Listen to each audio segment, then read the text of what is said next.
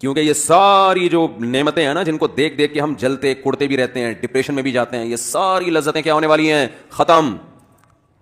موت کے تذکرے سے ٹینشن جب ہوگی جب آپ دنیا کو مسافر خانہ سمجھ ہی نہیں رہے ہو. آپ سمجھ رہے میں ہمیشہ یہاں رہوں گا, تو آپ اس خوش فہمی میں ہوتے ہو کہ میں موت کو بھلا دیتا ہوں, جوانی ہوگی آ جائے گی, اور میں یہی سمجھتا ہوں کہ میں ابھی کیا ہوں, زندہ ہوں تو کل بھی زندہ ہوں.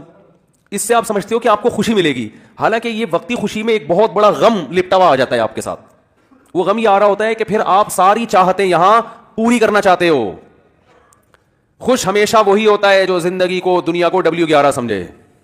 ہاں, اس پہ پھر جن چڑیل بھوت بھی آئیں گے تو خوش ہوگا. جیسے ان صحابیہ کو نبی نے بتا دیا نا جنت کی ضمانت, تو انہوں نے کہا اسی میں خوش ہے, کوئی بات نہیں, یہ بیماری ہے تو گزر جائے گی. دیکھو اگر وہ صحابیہ دعا مانگ لیتی ہیں, یا رسول اللہ نہیں مجھے تو آپ شفا کی دعا کریں, میں یہ ٹینشن نہیں برداشت کر سکتی, تو شفا تو مل جاتی. لیکن شفا مل کے بھی موت, شفا نہ ملنے میں بھی موت, تو چلے گئے سارے دنیا سے. شفا مل جاتی تو بھی موت, بلکہ وہ نبی سے یہ دعا مانگتی کہ شفا بھی ملے, 500 سال کی زندگی بھی ملے, تو بھی اب تک کیا ہو چکا ہوتا؟ موت ہو چکی ہے. جو مر گیا. دیکھو ماضی اچھا گزرے برا گزرے, اس سے آپ کی صحت پہ کوئی اثر نہیں پڑتا. جو وہ ہمارے گزر گئی گزران, کیا جھوپڑی کیا میدان. جو ٹائم گزر گیا وہ تو اچھا گزرا برا گزرا, اب اس کا کرنا کیا ہے؟ حال اور فیوچر کو سوچ کے انسان خوش ہوتا ہے. کتنی بڑی بات ہے جب میدان حشر قائم ہوگا تو وہ صحابیہ کو کوئی یہ فیصلہ کر سکتا ہے کہ ان کو معاذ اللہ ان کے بدعمالیوں کی وجہ سے ان کو سزا ملے؟ کوئی اگر بالفرض بدعمالی ہو, بالفرض کوئی سوچ سکتا ہے؟ اگر ایسا ہو تو وہ تو نبی کے پاس آئیں گے, آپ نے تو گارنٹی دی تھی. تو یاد رکھو یہ گارنٹی صرف ان صحابیہ کے لیے نہیں ہے, اصل میں اصول ہے کہ جو ٹینشنوں اور بیماریوں میں صبر کرتا ہے اس کے لیے جنت کی ضمانتیں ہیں. نبی صلی اللہ علیہ وسلم نے فرمایا قیامت کے دن انسان اپنے اعمال کو دیکھے گا, اتنا وزنی ترازو, وہ کہے گا یہ نیکیاں تو میں نے کی نہیں ہیں. تو اللہ فرمائیں گے تجھے دنیا میں جو مشکلات پہنچی اور تو نے صبر کیا, وہ سارا صبر اللہ نے نیکیاں بنا کے تیرے ترازو میں رکھ دیا. اور حدیث میں آتا ہے کہ صبر سے بڑھ کر, حدیث کا مفہوم ہے, کسی عمل کا وزن نہیں ہے. کوئی تہجد, کوئی مجاہد کی جو اتنی فضیلت ہے نا میدان جنگ میں لڑنے کی, اس لیے کہ صبر کرنا پڑتا ہے. جو لوگ اللہ کی راہ میں لڑتے ہیں, جہاد کرتے ہیں, وجہ کیا ہے؟ صبر بہت کرنا پڑتا ہے ان کو. تبھی قرآن نے کہا الصابرین فی البأساء والضراء وحین الباس, میدان جنگ میں صبر کرنے والے. تو وہاں بھی لڑتے ہوئے صبر کرنا پڑتا ہے. کوئی فوجی چاہے کسی بھی ملک کا ہو, میدان جنگ میں کبھی بھی خوش نہیں ہوتا. یہاں بے شک بہادری کے جوہر دکھا رہا ہوگا, یہ ہو گیا, لیکن وہاں جا کے وہ کہے گا بھائی جنگ ختم ہو کسی طرح سے. تو وہاں اللہ نے کتنی فضیلت بیان کی, اور اللہ نے ان مجاہدین کی دعاؤں کا تذکرہ کیا کہ میدان جنگ میں نکل کے جو ہمارے نیک بندے دعا مانگتے ہیں, ربنا افرغ علینا صبرا وثبت اقدامنا, اے اللہ صبر کی بالٹیاں ہمارے اوپر انڈیل دے. کیا عجیب الفاظ ہیں. یہ نہیں کہتے اللہ میدان جنگ میں ہمیں صبر دے دے, بھائی یہ صبر تو ہر جگہ ہو. عام حالات میں اللہ نے کہا کہ اللہ صبر کرنے والوں کے ساتھ ہے. جو عام پریشانی ہے, کسی کا ایکسیڈنٹ ہو گیا, یہ ہو گیا, تو وہاں حدیث میں آتے ہیں اللہ سے صبر مانگو. من یتصبر, جو اللہ سے صبر مانگتا ہے, یصبرہ اللہ, اللہ اس کو صبر کی توفیق دیتے ہیں. وہاں یہ الفاظ ہیں, ہلکے الفاظ ہیں. لیکن میدان جنگ میں جو لڑنے والے ہیں اللہ کی راہ میں, ان کے لیے یہ نہیں کہا کہ صبر مانگو, ان کو کہا کہ اللہ سے دعا مانگو, اے اللہ صبر کی بالٹیاں ہمارے اوپر انڈیل دے. افراغ عربی میں کہتے ہیں پانی کی بالٹی کسی کے اوپر ڈال دیا آپ نے, بہانا پانی. تو گویا صبر کو پانی فرض کیا گیا ہے, اور اس کو ایک بالٹی میں رکھ کے ایسے انڈیل ہمارے اوپر. تھوڑا بہت صبر نہیں چلے گا جہاں پہ وہ دشمن طاقتور ہے, وہ ٹینکوں بموں کے ساتھ چیتھڑے اڑا رہا ہے, آپ کی آنکھیں بھی جا سکتی ہیں, آپ کی ٹانگ بھی جا سکتی ہے, آپ گرفتار بھی ہو سکتے ہو. کتنی ٹینشنیں ہیں, اور یہ جنگ کب ختم ہوگی یہ بھی پتہ نہیں ہے. تو اللہ نے فرمایا وہاں یہ دعا مانگتے ہیں افرغ علینا صبرا, نیک لوگ دعا مانگتے ہیں اللہ ہمارے اوپر صبر کی بالٹیاں انڈیل دے. تو کس قدر, تو اللہ نے کیوں جنت, حدیث میں آتا ہے من قاتل فواق ناقۃ, جو اونٹنی کا عرب لوگ دودھ نکالا کرتے تھے نا, تو دودھ جیسے ہی ختم ہوتا ہے اس کو چند سیکنڈ کے لیے چھوڑتے ہیں تاکہ تھوڑا سا دودھ دوبارہ جمع ہو جائے, پھر دوبارہ نکالتے ہیں. تو آپ صلی اللہ علیہ وسلم نے فرمایا جس نے اللہ کی راہ میں قتال کیا, لڑا, اتنی دیر جتنی دیر میں اونٹنی کے دودھ کو دھونے کے لیے چھوڑا جاتا ہے, چند سیکنڈ ہوتے ہیں, وجبت لہ الجنہ, اس نے جنت اپنے اوپر واجب کر لی. تو کیوں ہے بھائی یہ فضیلت؟ اس لیے کہ یہ یہاں بیٹھ کے بات کرنا آسان ہے, لڑنا بہت مشکل کام ہے میدان جنگ میں. تو کیوں اتنی فضیلت؟ لڑائی کی وجہ سے نہیں, صبر کی وجہ سے. اس کا صبر بہت ہے.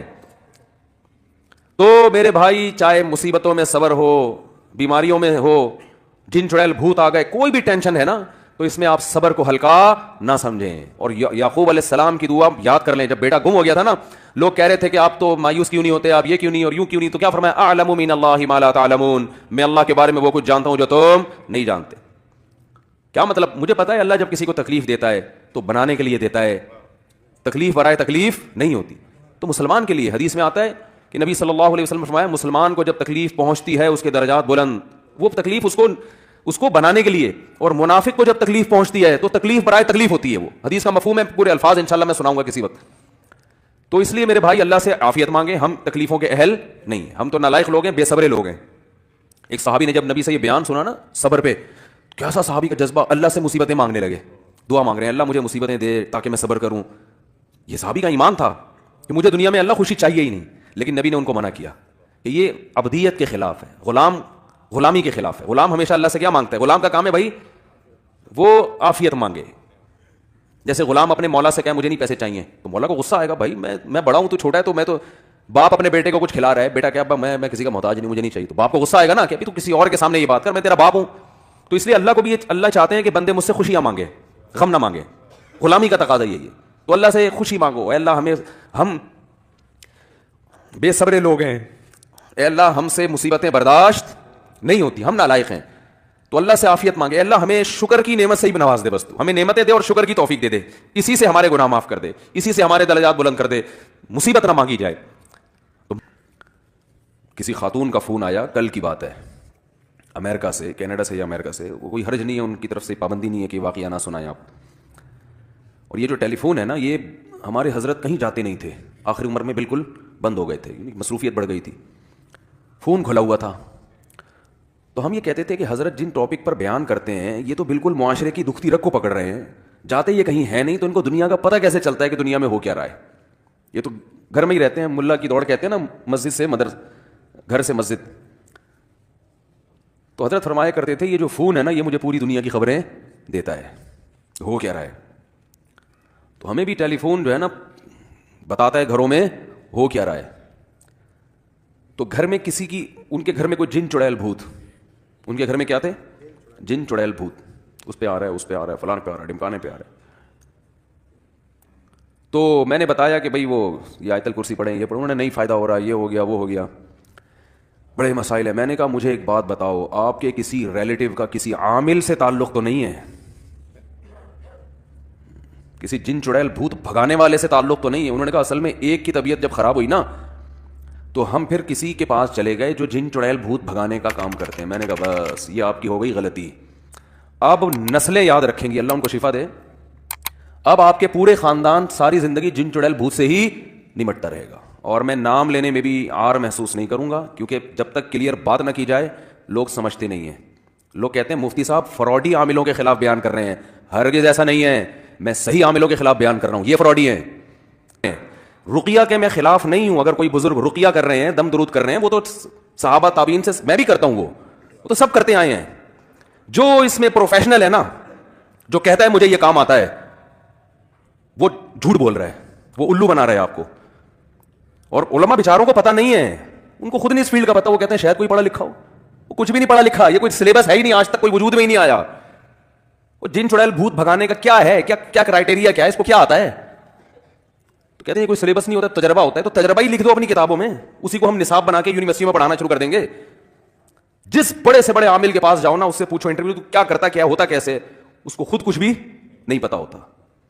مفتی ہوں اور مجھے پتا ہے اس میں میری مخالفت کتنی ہوگی, یہ بھی علماء کی طرف سے ہوگی. میں علماء جن کو میں اہل حق سمجھتا ہوں ان کی مخالفت کی پرواہ کیے بغیر آپ کو اس لیے بتا رہا ہوں, اپنے گھروں کو تباہ ہونے سے بچاؤ. یہ علماء صحیح ہے, اہل حق ہیں, لیکن بیچاروں کو نہیں پتا ان کی چالاکیاں, وہ بھی بیچارے بیوقوف بن جاتے ہیں. دیکھو نیک آدمی کو بیوقوف بنانا آسان ہوتا ہے. یہ علماء بھی عاملوں کے چہروں کے نور دیکھ کر اور ان کی ٹوپی ڈرامے دیکھ کر کہتے ہیں شاید کچھ آتا ہو. علماء فراڈی نہیں ہوتے, لیکن فراڈی آدمی علم کا لیبل لگا لیتا ہے, استعمال کرتا ہے, جس سے علماء بھی بیوقوف بن جاتے ہیں. میں نے بڑے بڑے بزرگوں کو ان عاملوں کے ہاتھوں بیوقوف بنتے دیکھا ہے. اگر آپ فتنے کا خوف نہ ہوتا, میں ان بڑے بڑے بزرگوں کے نام لے کے بتاتا کہ فلاں بزرگ کو کس نے الو بنایا, فلاں بڑے سے اتنے بڑے مفتی بزرگ کو کس نے الو بنایا اور اب تک بنا رہا ہے. نہیں آ رہی میرا خیال ہے بات. آپ کہیں گے آپ کا علم زیادہ ہے, ان علماء کو نہیں پتا. ہمارا علم کچھ بھی نہیں ہے قرآن و سنت میں, ان علماء کے مقابلے میں. یہ قرآن و سنت کے حامل ہیں, ان کی عاملوں کی جو ڈیڑھ ہوشیاریاں ہیں نا, اس کا قرآن و سنت سے تعلق نہیں ہے, اس کا تجربے سے تعلق ہے. آپ دماغ کتنا استعمال کر رہے ہیں, اس کی اپنی اوقات تو جا کے دیکھو اس عامل کی, کم وقت کی. تو میں نے اس خاتون سے کہا, وہ کہہ رہے وہ تو دارالعلوم کرنگی کے, میں نے کہا جامع رشید کے تو کچھ طلبہ جو عامل بن رہے تھے ہم نے خود نکالے ہیں مدرسے سے, اور کچھ بن چکے ہیں ہمارے. اب کل میرا شاگرد بولے کسی کا جن بھگانے کے لیے کہ میں مفتی طارق مسعود صاحب سے میں نے فقہ کی فلاں کتاب پڑھی ہے, حدیث کی فلاں کتاب پڑھی ہے, ہدایہ پڑھی ہے, یہ پڑھا ہے, وہ پڑھا ہے. اب آپ کہیں کہ ہم نے تو اس سے علاج کرایا لیکن الٹا ہمیں یہ ہو گیا تو وہ ہو گیا, اس کا مطلب مفتی طارق مسعود صاحب کے شاگرد بھی فراڈی ہیں. بھائی ہمارے شاگرد فراڈی نہیں ہوتے, لیکن فراڈی آدمی ہماری شاگردی میں آ سکتا ہے, گورنمنٹ کی طرف سے کوئی پابندی نہیں ہے. کوئی فراڈی آدمی جامعہ رشید میں ایڈمیشن لے سکتا ہے, فراڈی آدمی دارالعلوم کرنگی میں جا سکتا ہے. دارالعلوم کرنگی نے ذمہ داری نہیں لی تو کوئی بھی سرٹیفکیٹ دکھائے اس سے متاثر مت ہو. باقی رہا خلیفہ بزرگ کے, دیکھو بزرگ جب کسی کو خلافت دیتے ہیں وہ ظاہری حالات کے لحاظ سے ظاہر میں ٹھیک لگ رہا ہے, اندر کے حالات اللہ کے سوا کوئی بھی نہیں جانتا. یہ کوئی پوری زندگی کی گارنٹی نہیں ہوتی کہ میری نظر میں اس پہ نیکی کا ٹھپا لگ گیا ہے, یہ گارنٹی خدا کے سوا اللہ کے سوا کوئی بھی نہیں دے سکتا. تو اس لیے علماء کہتے ہیں کسی بزرگ کی خلافت اگر کسی کو ملی ہے تو محض خلافت کی وجہ سے اس سے بیعت ہونا جائز نہیں ہے, بلکہ آپ خود اپنے طور پہ اس کو پرکھو گے. بزرگ نے تو بیچاروں نے اپنے خیال میں, ہوتا ہے کہ بھائی ان کا خیال تھا تو اس نے ہو سکتا ہے بزرگ کو بیوقوف بنا دیا ہو, تو یہ ہو جاتا ہے, بڑے بڑے خلیفے بیوقوف بنا کے خلافتیں لے لیتے ہیں. تو اس لیے اس کی پرواہ مت کریں. لوگ مجھ سے بڑی بحث کرتے ہیں آپ کے پاس دلیل کیا ہے, حالات مشاہدات, کوئی ایک ڈھنگ کا عامل دکھا دو, ایک ڈھنگ. رقیہ کے میں خلاف نہیں ہوں, رقیہ کوئی بھی کر سکتا ہے, رقیہ تو کوئی بھی کر لے. تو اور دوسری بات یہ کہ لوگ جو کہتے ہیں نا فلاں عامل بھی ہے مفتی بھی ہے, یہ تو ویسے ہی ایک دوسرے کے متضاد. یہ ایسے ہی جیسے کسی کو آپ کہیں فلاں گورا بھی ہے اور کالا بھی ہے. بھئی یا تو گورا ہے یا کالا ہے, گورا بول دیا تو کالا نہیں ہے, کالا بول دیا تو گورا نہیں. تو یہ عامل فارغ ترین لوگ بنتے ہیں جن کے پاس علمی استعداد نہیں ہوتی, صلاحیت نہیں ہوتی. اور مفتی کے لیے ضروری ہے کہ وہ فتوے کا کام پراپر طریقے سے کرتا ہو. ایک دو سال میں جیسے کوئی ڈاکٹر نہیں بن جاتا, دیکھو ایم بی بی ایس کر کے کوئی doctor M B B S کی ڈگری آتی کلینک کھولنے کی اجازت ہوتی ہے؟ بولو نا یار. بھائی ایک پروسیس ہے, 2 سال ہاؤس جاب ہے, تجربہ تو کرو. پہلے کسی بڑے ڈاکٹر کی نگرانی میں آپ مریضوں کا علاج کریں, آپ مریضوں کا علاج کریں آپ بڑے ڈاکٹر کی نگرانی میں, تاکہ اپنے تجربے کی بھینٹ چڑھانے کے بجائے کسی پراپر کسی ڈاکٹر پھر ہوتے پھر